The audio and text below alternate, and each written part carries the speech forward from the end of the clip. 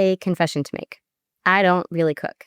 Now, that's not to say I've never cooked. Every so often, I'll wander into the kitchen, convinced that this time I'm going to become the kind of person who casually throws ingredients together and produces something edible.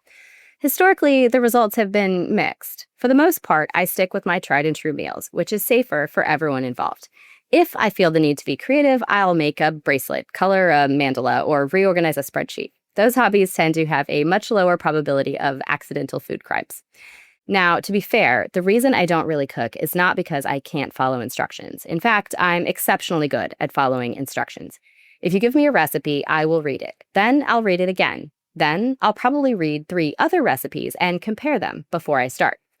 The problem is that at some point, cooking stops being about following instructions, and I am just not one of those people who can open the refrigerator, look at a random assortment of ingredients, and somehow produce a beautiful meal. The people who do that feel suspiciously close to magic, and you will absolutely never find me on Chopped.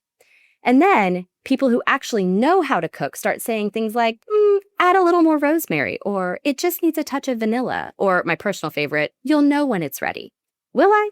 Will I really? Because those instructions seem to assume a level of knowledge and judgment that I do not possess in the kitchen. But this one particular evening, I decided I was going to cook anyway, which, as you can probably tell by this point, was already a questionable decision.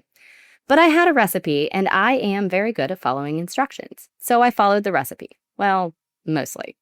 At some point, however, I became convinced that I understood what was happening well enough to start improvising a bit, which, as you can imagine, is where things started to go wrong. I added a few things, adjusted a few things, made what I believed were entirely reasonable substitutions, and the end result was fascinating, but pretty much inedible. The chicken had somehow morphed into beef. Don't ask me how I pulled that off. The pasta had largely dissolved into a texture that I can only describe as culinary regret. And I remember staring at this meal thinking, how did we get here? Because every individual decision seemed reasonable at the time. The recipe wasn't wrong, the ingredients weren't wrong, the instructions weren't wrong. But somehow the outcome was dramatically different than expected. And in hindsight, I think part of the problem was that I understood the recipe. What I didn't understand was the system. I didn't understand how the ingredients interacted. I didn't understand how changing one thing affected everything else. I didn't understand the relationships.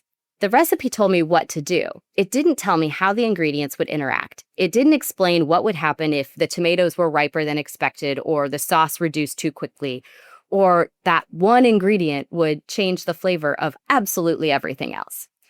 The recipe described the process. It didn't fully explain the behavior of the system. And oddly enough, I think intelligence has a very similar problem. Welcome to the Unknown Knowns, where intuition meets tradecraft. I'm Dr. Angela Lewis, and this is a space for people who think for a living. Intelligence professionals, leaders, and decision makers navigating complexity, uncertainty, and imperfect information in a fast-paced world.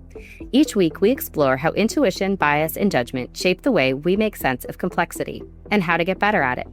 This is the 3rd episode in a 3-part series on intelligence. In the first episode, we explored what intelligence is and why it exists. In the 2nd episode, we unpacked the intelligence cycle, the dominant framework used to describe how intelligence functions, and why so many intelligence professionals have such a strange love-hate relationship with that model. And today we're going to talk about how intelligence actually behaves beyond the cycle. Because here's the thing, the intelligence cycle isn't wrong, it's just incomplete. Now, before I get myself kicked out of every intelligence studies conference for the next decade, let me be very clear. The intelligence cycle is exceptionally useful. It's a fantastic teaching tool. If you've ever taken an intelligence course, worked in an intelligence organization, read a tradecraft manual, or opened a textbook, you've almost certainly encountered some version of it. Direction, collection, processing and exploitation, analysis and production, dissemination and feedback. It's simple, logical, and easy to understand, which is precisely why it became so influential. So the problem isn't that the cycle is wrong, it's that reality is a little bit messier than the model. In fairness, this happens in a lot of disciplines. Pilots learn the basic principles of flight before studying fluid dynamics. Medical students learn a simplified diagram of the body before diving into the full complexity of physiology. We teach simplified models because they help people build a foundation. The intelligence cycle does exactly that. It introduces the core activities of intelligence. What it doesn't do particularly well is explain how those activities interact under real-world conditions. So, let me ask a few questions. Have you ever started collecting information only to realize halfway through that you were asking the wrong question? Have you ever received a critical piece of information while writing an assessment? Have you ever briefed a stakeholder and immediately received feedback that changed your understanding of the question in the first place? Have you ever had leadership make a decision that suddenly generated an entirely new set of intelligence requirements?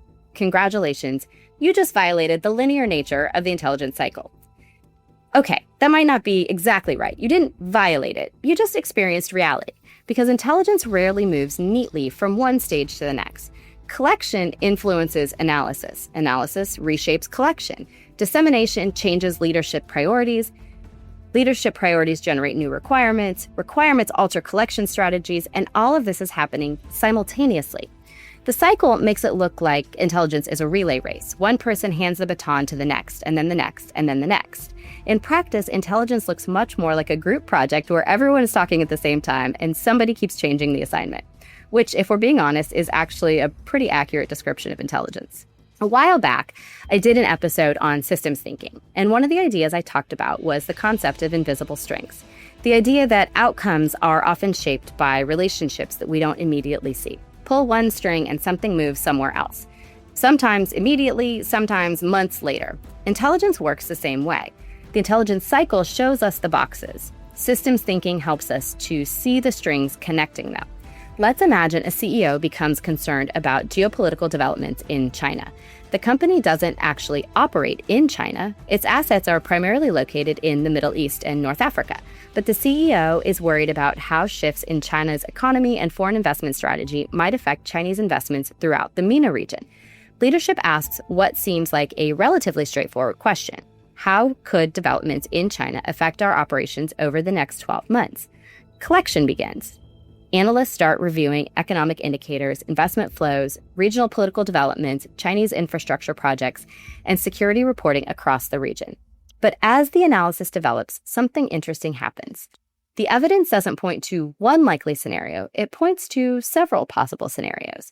One scenario suggests relatively little impact. Another suggests a slowdown in Chinese investment that could affect infrastructure projects and economic growth in key markets. A third suggests growing geopolitical competition that could reshape regional partnerships and alter the operating environment altogether. Suddenly, the original question is no longer sufficient to get the full picture. Analysts need additional collection to determine which scenario is becoming more likely. And in the midst of this, leadership begins asking different questions. Which countries are most exposed? Which business units could be affected first? Which indicators should we be watching?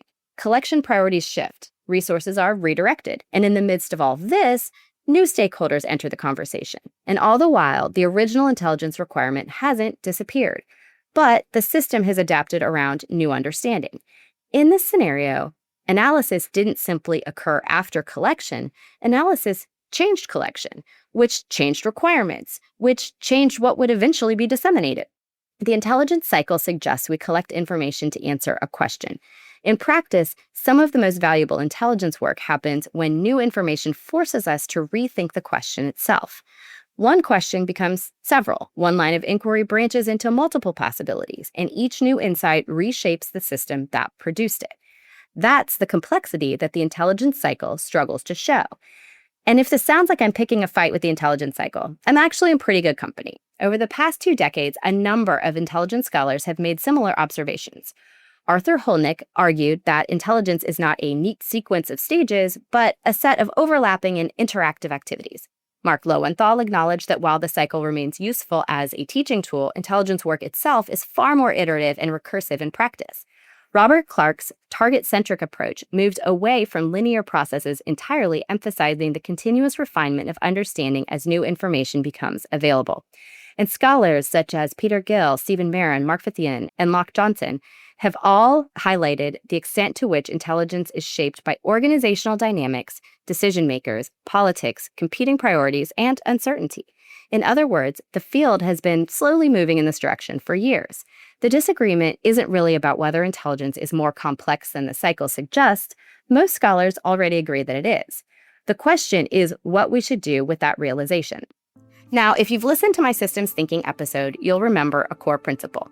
Systems are defined less by their individual parts and more by the relationships between those parts. The same is true for intelligence.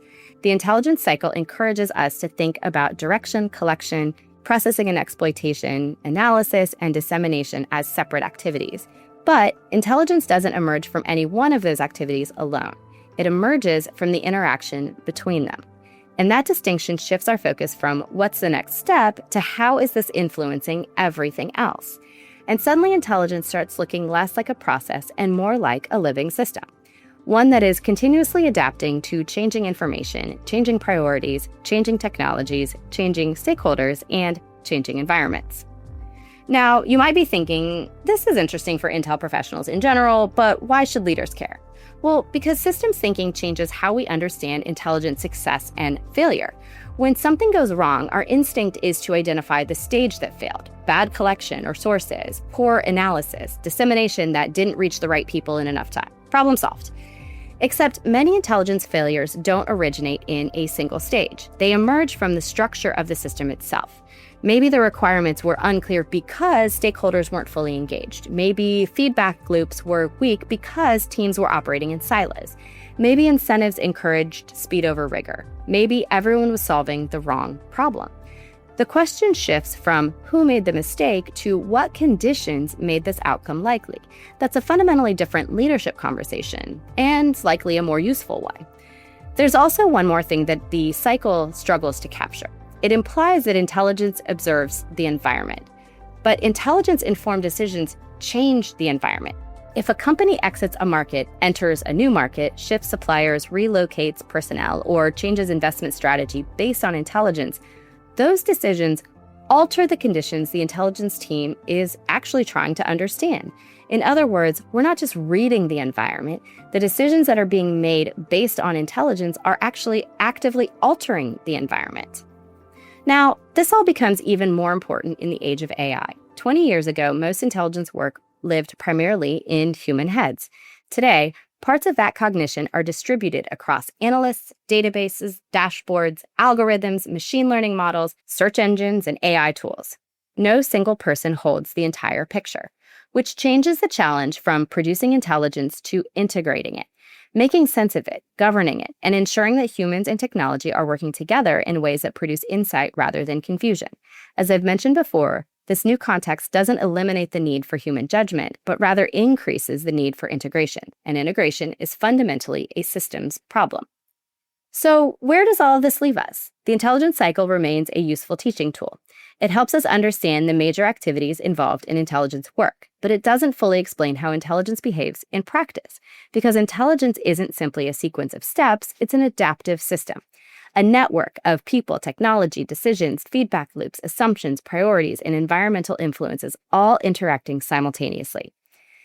The intelligence cycle describes activities. A systems model explains behavior. Thanks for listening to The Unknown Knowns. If this episode made you think or rethink, share it with a colleague or friend who's ready to level up their tradecraft. Subscribe for more short, sharp conversations about the art and science of professional judgment. Until next time, stay curious, stay grounded, and keep turning intelligence into impact.